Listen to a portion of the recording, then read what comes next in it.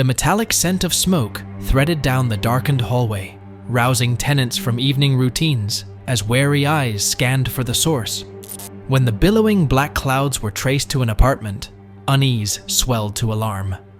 Little did residents know, as they called the fire department that night, first responders would soon expose a scene far more sinister than a singed pot roast. The urgent calls brought the fire department racing to the scene, sirens splitting the night.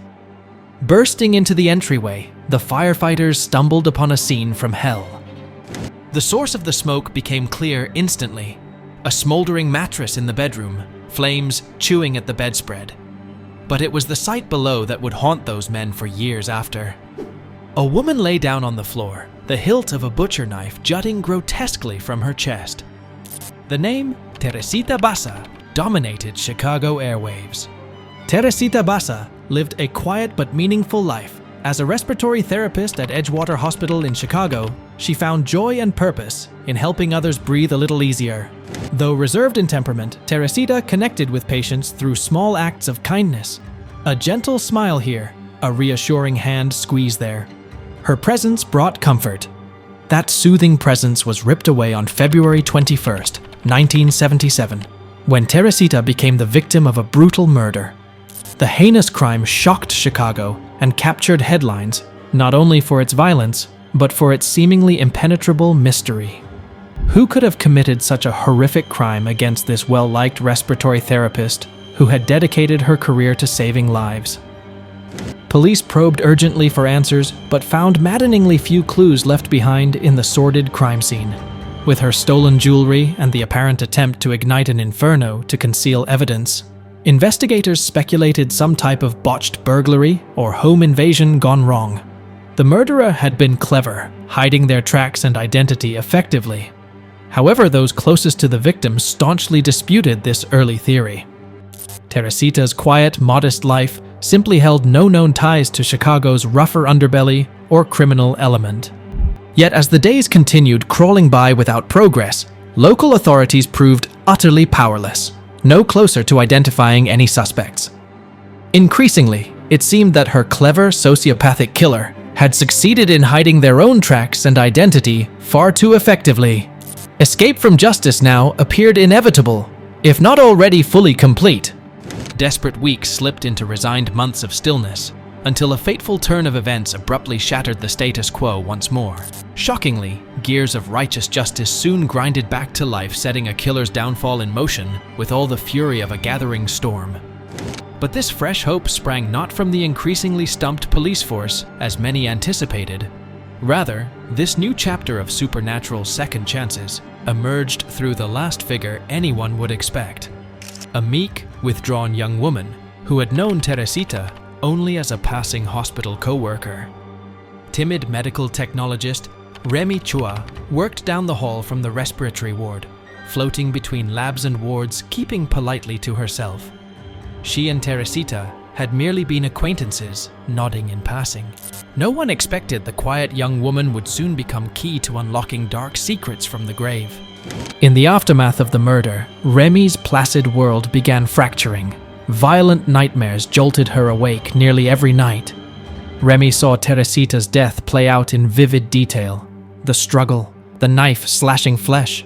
She hardly knew this woman, so why was such trauma tormenting her unconscious mind?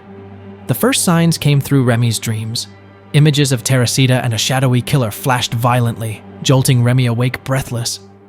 She tried brushing them off, but an ominous feeling lingered. Then came louder warnings.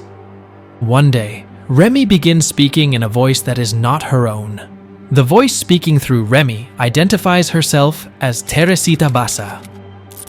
Understandably, those around Remy are shocked and alarmed. Remy endured more disturbing episodes where Tess seized control of her body and voice, revealing cryptic details about her final hours. At first, no one knew what to believe. But every fact Tess revealed through Remy was later verified by evidence only the killer could have known. Terrified by the ordeal, Remy tried desperately to block out the traumatic paranormal visions, seeking professional help in severing this bizarre psychic link to her slain acquaintance. But no combination of potent medication or intensive psychotherapy brought the frantic woman relief from the entity clutching tightly inside. She remained unwillingly chained to Teresita's restless spirit until justice could at last set things right once more. Over this torturous period of possession, secrets of those blood-soaked final hours spilled explosively from Remy's lips against her conscious will. Flashes relayed from the past revealed Teresita being brutally attacked by a shadowy male assailant, his wild eyes burning with animal rage. The victim was then pinned down by her curly-haired killer's powerful grip around her struggling neck. Chilling images followed of a butcher knife savagely slashing vulnerable flesh again and again as crimson splashed wildly across the walls. Most startlingly, Teresita's spirit voiced a name through Remy's lips with unrestrained venom: Alan Showery. Remy didn't recognize the name. In fact, nobody did. Word spread like wildfire through Edgewater of Remy's apparent channeling. Opinions landed split down the middle. Was she possessed by Teresita's vengeful spirit, or simply unhinged from stress? In due time, the embattled woman's seemingly outlandish claims captured enough serious attention to spark an official investigation from hospital administration, unwilling to ignore the controversy. Delving deeper into personnel files and employment records pried loose several chilling discoveries.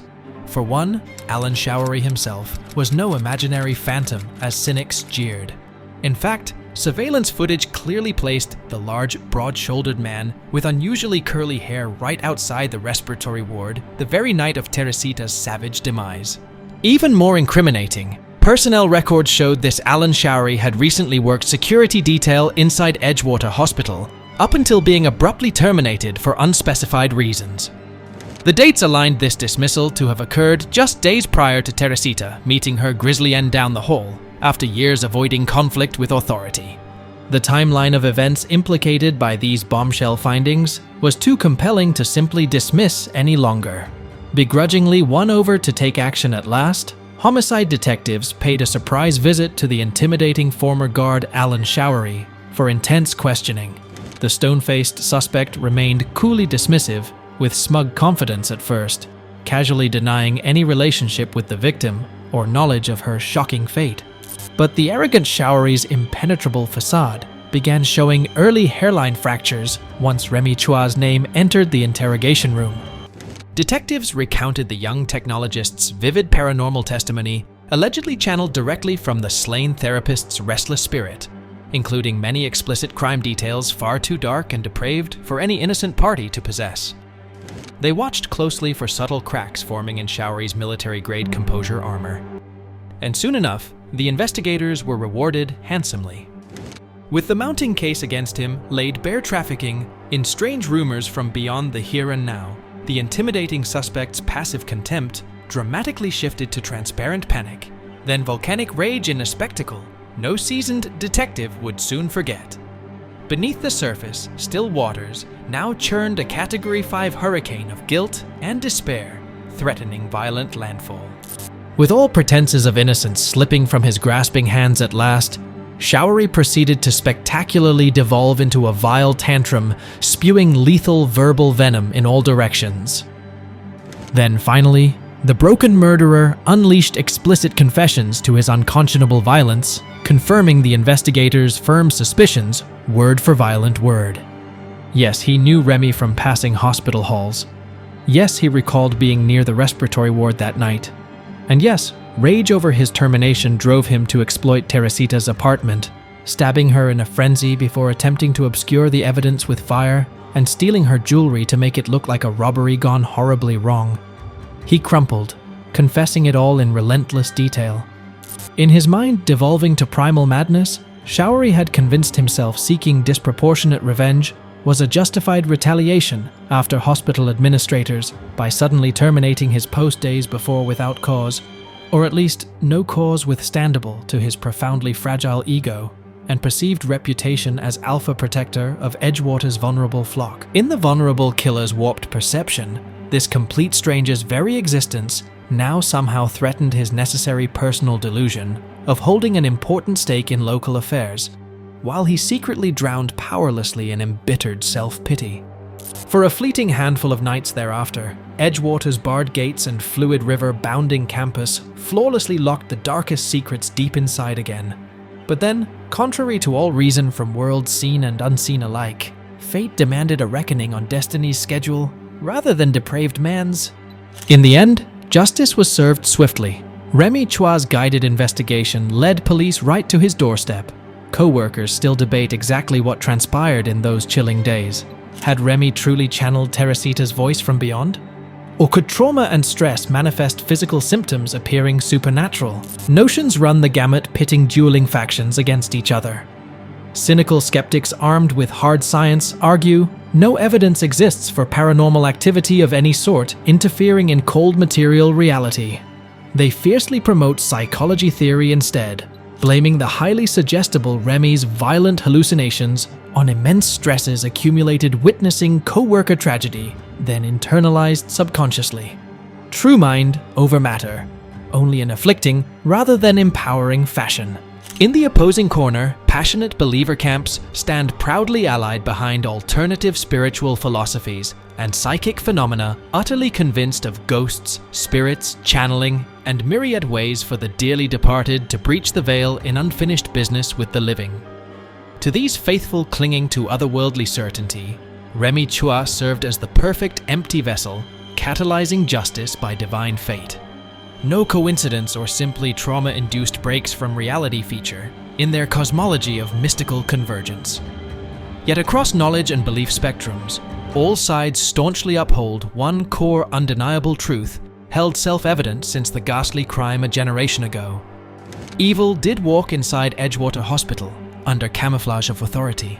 Behind a mask, hiding a serene absence of soul, it robbed a selfless caregiver of safe passage home as reward for her daily sacrifice, until forced to kneel under the crushing weight of guilt in broad daylight at last. Whatever the mechanism, one truth remained undisputed. Kind-hearted Teresita did not die in vain. Her selfless spirit rippled beyond hospital walls, guiding an unlikely messenger to reveal dark secrets from the grave and ensure her ruthless killer would never harm again. Light conquered darkness. Justice prevailed. All thanks to timid Remy Chua finding bravery when fate called.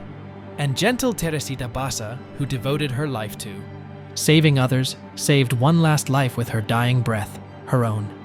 And so the chilling tale of Teresita reaching out from beyond the grave to name her killer comes to a close. Justice ultimately prevailed, but one shudders imagining how many other stories untold may haunt the halls of the past, waiting to seize an unsuspecting soul as their messenger. If true accounts of supreme darkness and guiding light both colliding to shake communities to their core intrigues your curious mind, then be sure to subscribe for more harrowing tales based on real-life events coming soon.